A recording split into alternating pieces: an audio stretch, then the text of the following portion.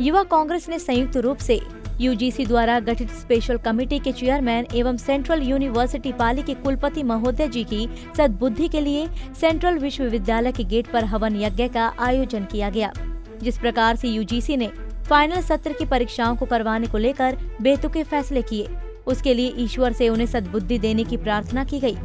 इस अवसर पर कार्यक्रम के मुख्य अतिथि प्रदेश अध्यक्ष सचिन कुंडू ने कार्यक्रम को संबोधित करते हुए कहा कि आज देश में बेरोजगारी लगातार बढ़ रही है और अगर हरियाणा की बात करें तो पूरे देश के मुकाबले हरियाणा प्रदेश बेरोजगारी के मामले में नंबर 1 पर आ गया है, जो बेहद चिंताजनक है।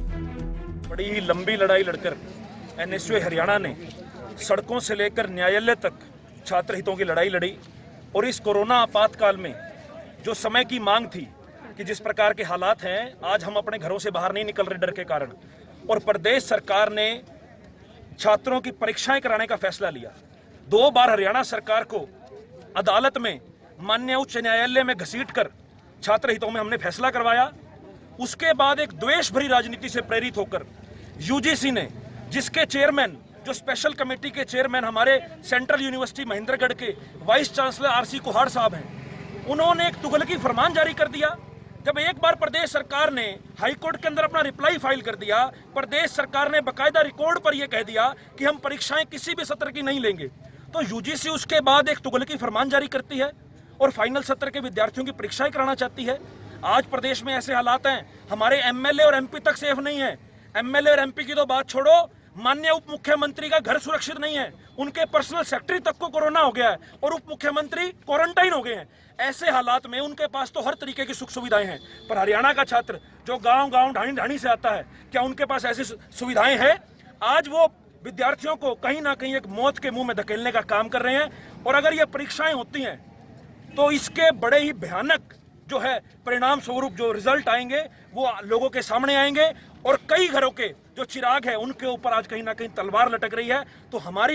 आज हम महेंद्रगढ़ यूनिवर्सिटी के गेट के ऊपर आज एक हमने सद्बुद्धि यज्ञ का आयोजन किया है। आरसी कुहाड़ साहब को हमने बहुत बार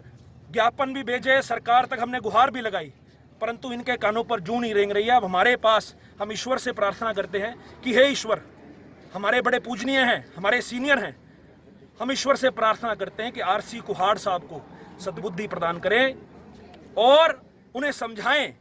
कि जब WHO और MIT जैसी संस्था ये बता चुकी हैं कि आने वाले समय में हिंदुस्तान, पूरे विश्व में अगर सबसे ज्यादा कहीं कोरोना होगा तो वो हिंदुस्तान में होगा।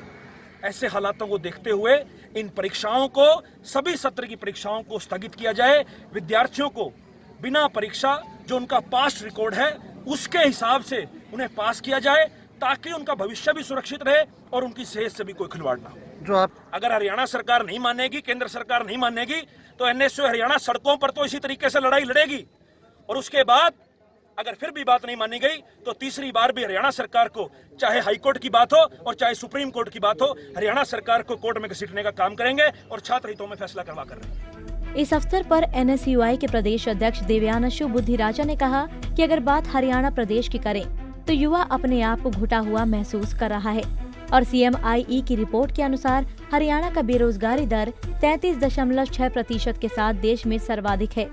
कोरोना जैसी महामारी में लॉकडाउन के दौरान आर्थिक रूप से कमजोर हुई देश और प्रदेश की जनता को उम्मीद थी कि केंद्र और प्रदेश सरकार द्वारा कोई राहत दी जाएगी, लेकिन राहत देने की बजाय इस बेदर्द सरकार जनता के लिए लगातार तेल की कीमतों में इजाफा, बेरोजगारी दर में इजाफा जैसी मुसीबतें लेकर आ रही है।